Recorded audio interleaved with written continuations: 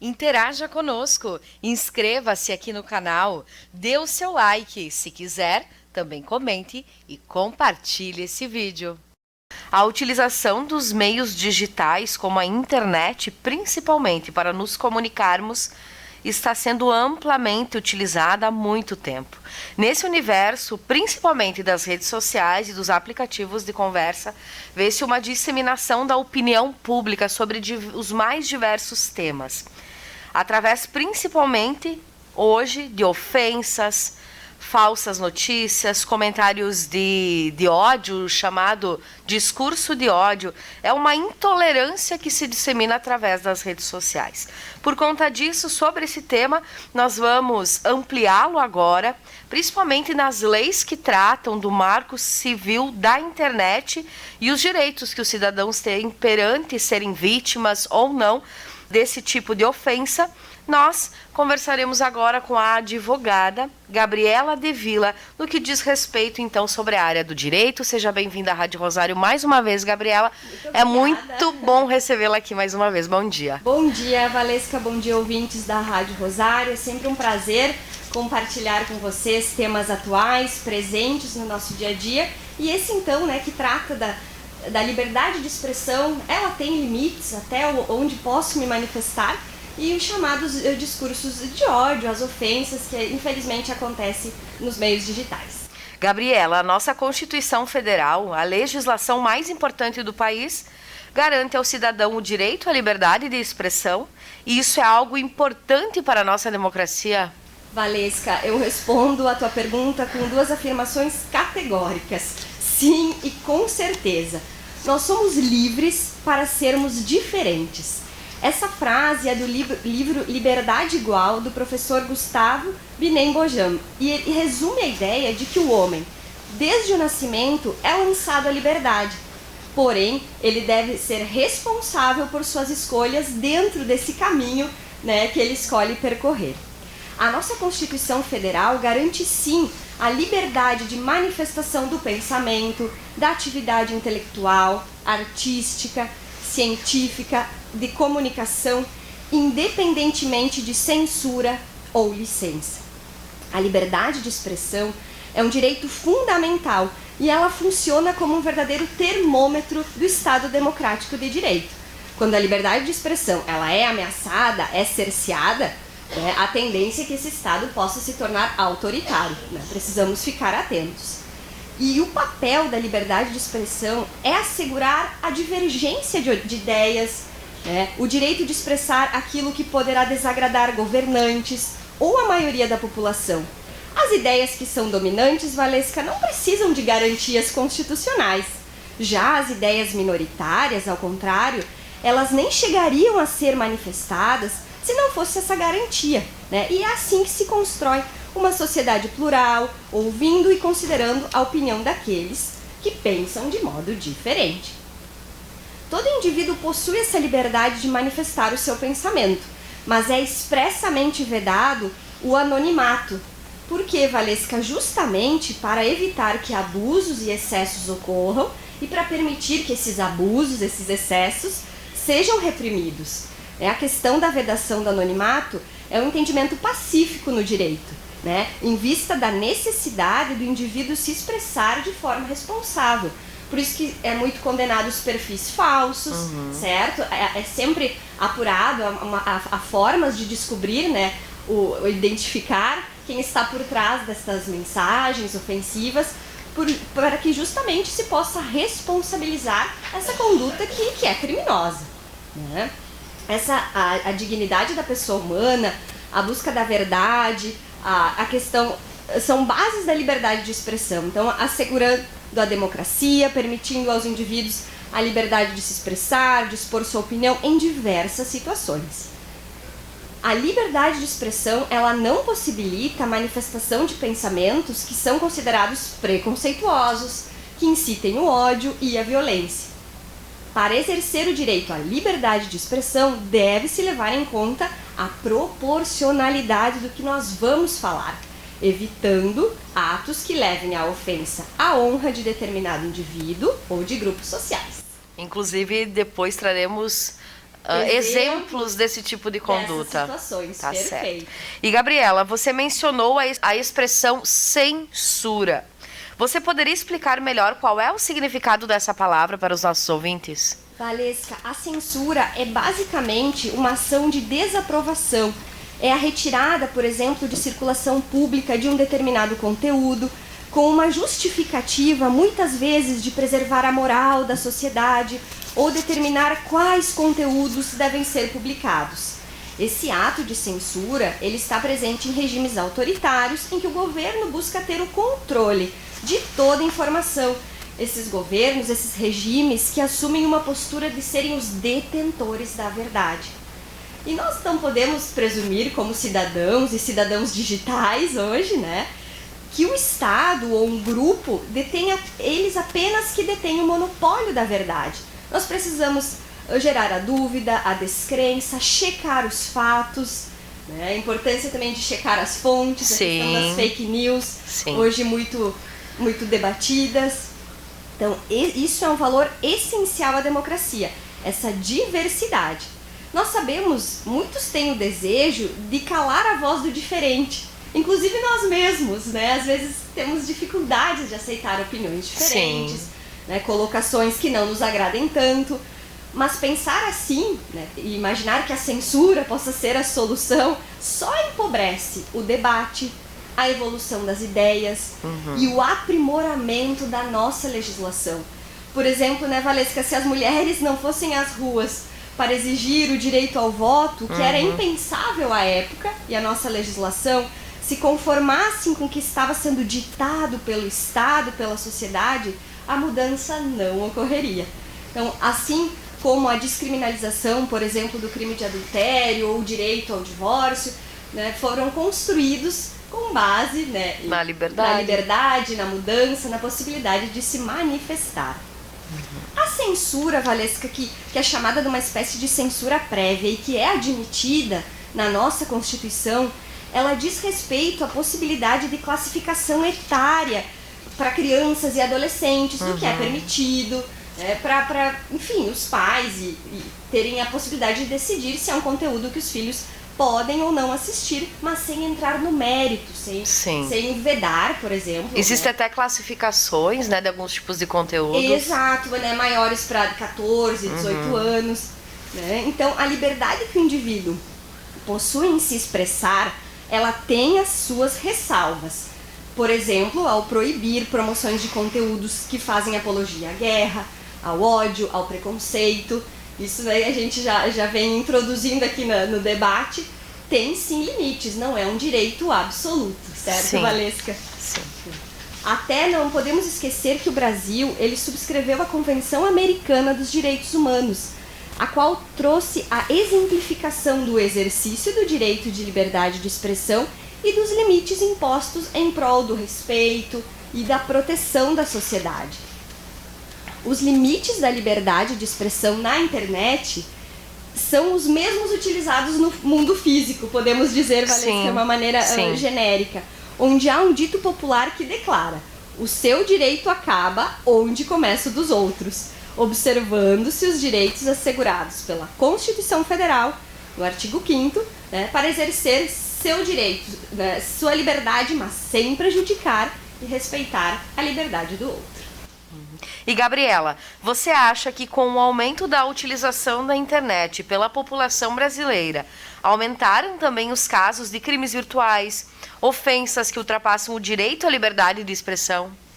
Valesca, com certeza. As redes sociais hoje são utilizadas, segundo dados recentes, por 52% da população brasileira.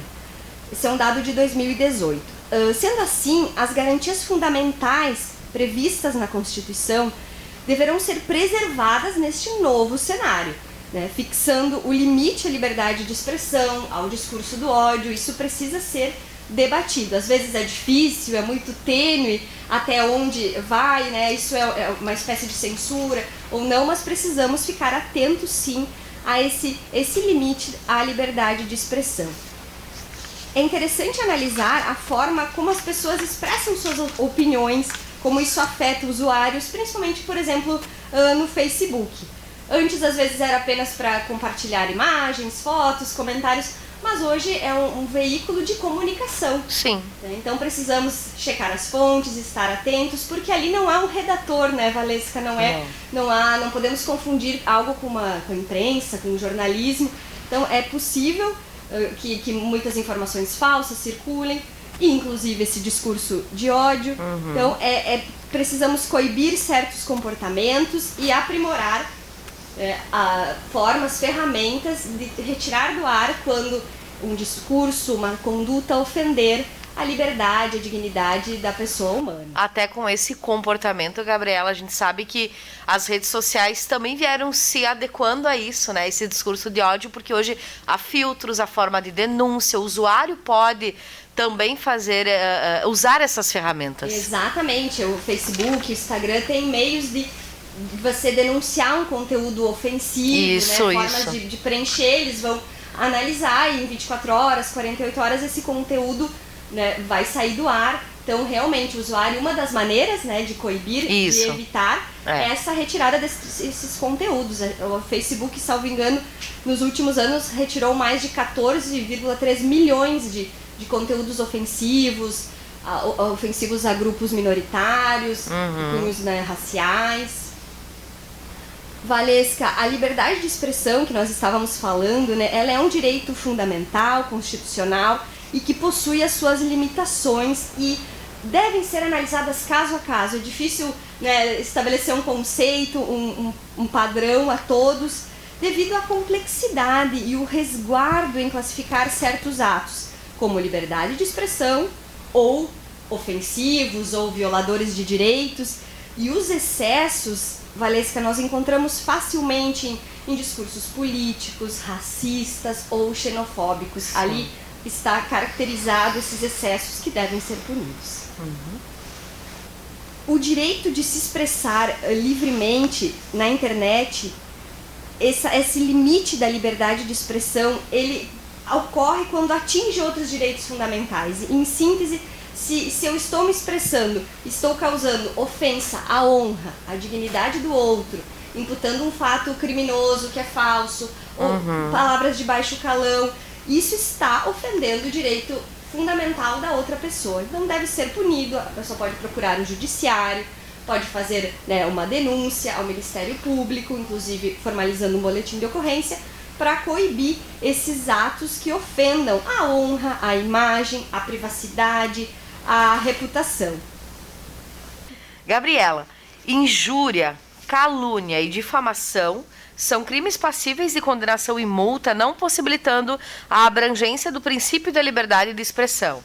Então, até que ponto é considerado apenas a manifestação do pensamento? E quando, então, é considerado crime? Valesca, vou responder essa tua pergunta com um exemplo prático, num caso que ocorreu em 2009 pela utilização da rede Orkut. Um cidadão, ele decidiu se manifestar contra as cotas raciais na Universidade de Brasília. Então, na ocasião, ele poderia fazer críticas ao sistema de cotas, se quisesse, falar que é contra os critérios de avaliação, né, não concordava com essa nova forma de ingresso na universidade, mas ele extrapolou essa liberdade de expressão. Ele ofendeu, usou palavras de baixo calão, se referindo à população negra, discutindo inclusive questões da África, da origem, enfim. E ele foi condenado por injúria e outros delitos, inclusive pela lei que veda o preconceito em nosso país, uma lei de 89, que é muito utilizada para combater esses delitos na internet. Porque o marco da internet, de 2014, o Marco Civil da Internet, ele não possui um dispositivo claro, Valesca, que regule esse discurso de ódio. Ele estabelece, sim, em disciplina o uso da internet no Brasil, com respeito à liberdade de expressão, aos direitos humanos, mas ele não traz elementos tipos penais. Então nós estamos aguardando, existem projetos de lei tramitando para que esse discurso de ódio seja punido de uma forma mais específica. Enquanto esses projetos de lei para alterar o Código Penal não são aprovados, É utilizada a lei de combate ao preconceito e os crimes, como a gente comentou, de calúnia, difamação e injúria, além da possibilidade da pessoa buscar danos morais na via civil para uma reparação à imagem, à sua honra.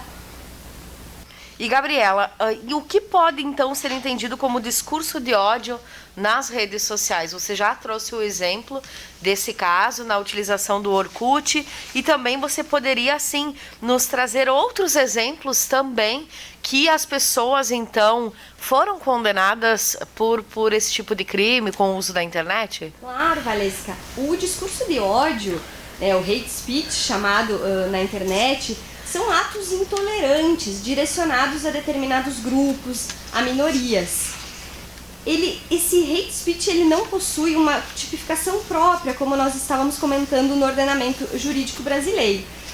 Uma das principais tipificações utilizadas para combater esse discurso de ódio está contido na Lei contra o Preconceito, que é uma lei de 89.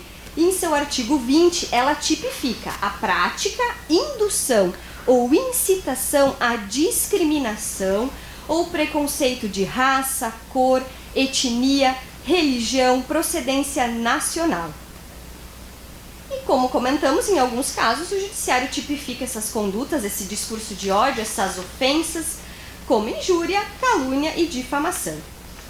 Essa proibição desses discursos de ódio, ofensivos, discriminatórios, é um mecanismo de garantia da liberdade de expressão. Eu tenho até onde eu posso me manifestar, mas onde eu adentro nas ofensas, na dignidade da pessoa humana.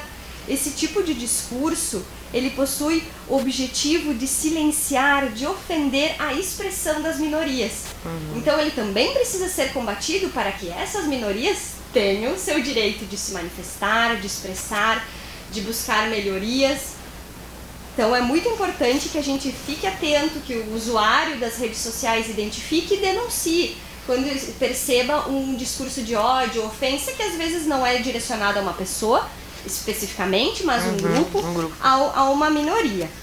O Facebook, por exemplo, Valesca, a definição desse discurso de ódio pela rede Facebook é determinada, vou até ler aqui o significado para o pessoal, é um ataque direto a pessoas com base no que chamam de características protegidas: raça, etnia, nacionalidade, filiação religiosa, orientação sexual, casta, sexo, gênero, identidade de gênero, doença ou deficiência grave.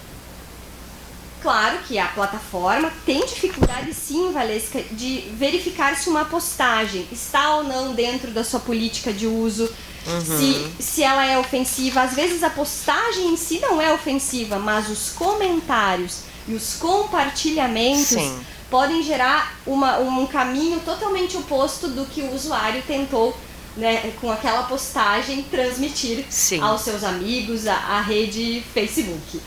Valesca, com relação aos exemplos que você solicitou ou casos práticos em que o direito à liberdade de expressão entrou em conflito com outros princípios e garantias, eu posso mencionar aqui um caso antigo, da chamada Marcha da Maconha. O nome é um pouco pejorativo, mas na verdade se tratou de um direito que as pessoas buscaram junto ao Supremo Tribunal Federal para propor, discutir, sem incitação ou provocação de atos ilegais, a possibilidade de discutir a legalização da maconha, com seminários, com movimentos. Então, o nosso Supremo concluiu na época que não se tratava de apologia, de incitação ao crime, mas que essas pessoas estavam buscando debater e talvez possibilitar a modificação das leis, mostrando prós e contras, inclusive em questões tributárias, para se repensar a descriminalização de algumas drogas. Então foi permitido sim,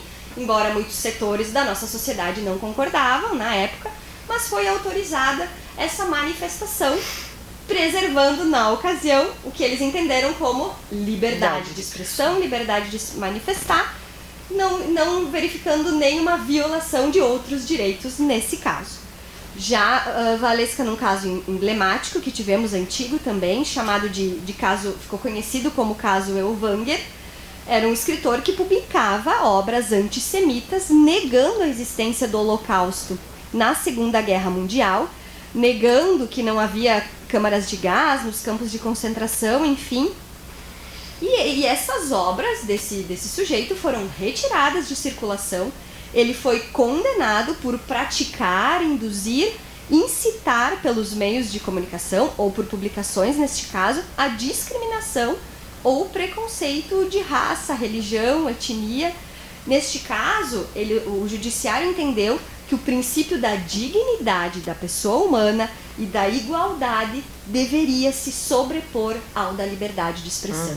Eles entenderam que a liberdade de expressão, neste caso, tem limites, e ele foi condenado e as obras foram retiradas de circulação. Porque, como nós estamos mencionando, né, Valesca, qualquer direito individual, a liberdade de expressão não é absoluta, ele pode entrar em choque com outros princípios, outros direitos, e ela pode ser sim afastada, né, quando seus limites morais, jurídicos extrapolarem, quando essas manifestações implicarem no ilícito penal. Sim. Então, nesse caso, a liberdade de expressão foi afastada em nome de outros princípios, e esse escritor foi condenado por crime de racismo na ocasião. Interessante esses dois exemplos que você trouxe, Gabriela, porque eles não foram utilizados e propagados através da internet, mas aí mostra que as condutas e a intolerância vivida na sociedade hoje se reflete na internet. Exato. E muitas vezes a diferença é que a pessoa ali, como comentávamos anteriormente, pode utilizar-se de um perfil falso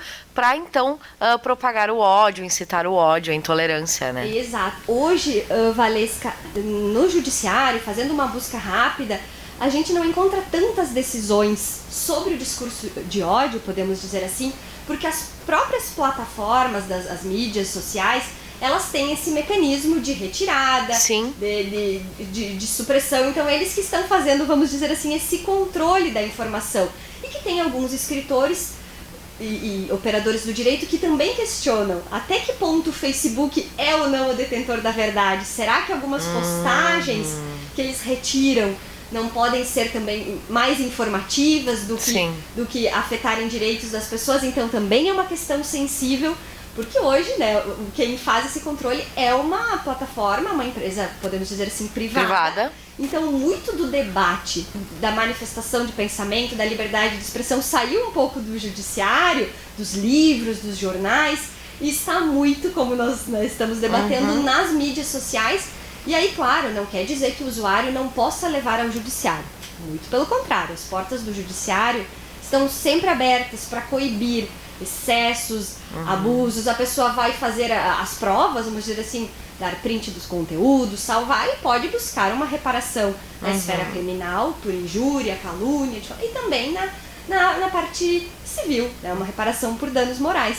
Mas esses casos são antigos, e no judiciário ainda, né, estão chegando, né, situações mais recentes. Sim. Com esse uso das redes sociais para, né, propagar opiniões, ideias, pensamentos. E claro, Valesca, também tem situações em que o judiciário avaliou, analisou e concluiu que a postagem era lamentável, era de péssimo gosto, de mau tom, podemos dizer assim, mas que não caracterizava um ilícito penal. Também tivemos ocasiões, sim, que eles, talvez não foi a melhor forma de se expressar, não foi a mais adequada, mas sim, temos casos também em que o judiciário entendeu que não havia ali um ilícito, um crime, e a pessoa foi absolvida. E, Gabriela, você acha que é possível uma convivência pacífica nas redes sociais com liberdade e responsabilidade também na hora de se expressar? É difícil, né, Valesca? A liberdade de expressão, nós podemos concluir que ela é imprescindível. Ela é inalienável, indisponível, é muito importante que nós possamos nos manifestar, porém ela não é absoluta, né? O discurso em que ocorre uma incitação ao ódio, à violência, à discriminação, preconceito, intolerância, caracteriza crime e deve ser punido. Então o usuário tem que ter essa ideia, esse limite. Olha, com essa minha conduta eu não estou propagando, né, uma ideia discriminatória, um preconceito. Deve-se ter cuidado, Valesca, e aqui acho que até eu faço um parênteses, porque muitos jovens conversam com criança de 12, querem ser YouTube, querem estar nas redes sociais, E em 2018, teve um youtuber que foi condenado, não sei se houve alteração dessa decisão, mas na ocasião, a uma cifra milionária, porque fazendo um comentário que aparentemente parecia assim ingênuo, ele acabou ofendendo uma questão racial, e o valor da indenização foi muito alto. Então a pessoa também tem que estar preparada para utilizar as redes sociais. Eu quero divulgar o meu produto, o meu serviço, mas eu preciso estar atento. Então a pessoa tem que ter uma bagagem, tem que se preparar para não causar isso, uma ofensa, um ato discriminatório, de intolerância, e que esse youtuber, na ocasião, foi condenado por um comentário racista. E então precisamos estar atentos no uso, sim, das redes, inclusive para venda, divulgação de produtos e serviços. Valesca, a questão de ser punido ou não, como nós comentamos, não é, o Marco Civil da Internet, ele não veio com um aparato penal, né? Sim. Nós estamos ainda a projetos de lei tramitando para punir a questão do discurso do ódio de maneira mais firme. Mas enquanto não é aprovada essa alteração do Código Penal, a gente utiliza a Lei contra o Preconceito de 89 e os crimes de injúria, calúnia, difamação previstos no nosso Código Penal. E claro que é um compromisso de todos e desse novo cidadão digital identificar e combater os discursos discriminatórios, preconceituosos, mas sem medidas que retiram e enfraqueçam o direito à liberdade de opinião. Então, para que o nosso Estado democrático de direito seja preservado. Então, tem que ter esse equilíbrio, esse cuidado na utilização das redes, e como comentamos, o judiciário pode ser acionado para situações que ocorra imputação falsa de fatos, para direito de resposta, para responsabilizar civilmente alguém que me ofendeu a imagem da minha família, enfim, a minha honra. Eu posso recorrer ao próprio site para buscar a remoção desse conteúdo e também buscar realizar a denúncia em organizações como a SaferNet Brasil, que é uma ONG muito interessante, com foco na promoção e defesa dos direitos humanos na internet brasileira. Conversamos com a advogada Gabriela De Villa. Gabriela, a Rádio Rosário agradece muito a sua vinda aqui hoje, sempre esclarecedora e também de muito conteúdo e aprendizado para nós, para os nossos ouvintes também. Hoje falando especialmente desse uso da internet, a forma com que nos relacionamos e convivemos com essa ferramenta hoje que está tão propagada e sendo utilizada também como comunicação, mas que saibamos que vivemos em sociedade, que essa liberdade de expressão que vem através de um país democrático, como você disse, seja utilizado de uma maneira consciente e respeitosa, principalmente. Gabriela, obrigada. Até uma próxima oportunidade para debatermos outros assuntos também. Um bom dia, bom trabalho. Obrigada, Valesca, pela oportunidade. E lembrando que nós somos livres para sermos diferentes, mas precisamos ter responsabilidade das nossas escolhas. Um abraço a todos, muito obrigada pelo espaço.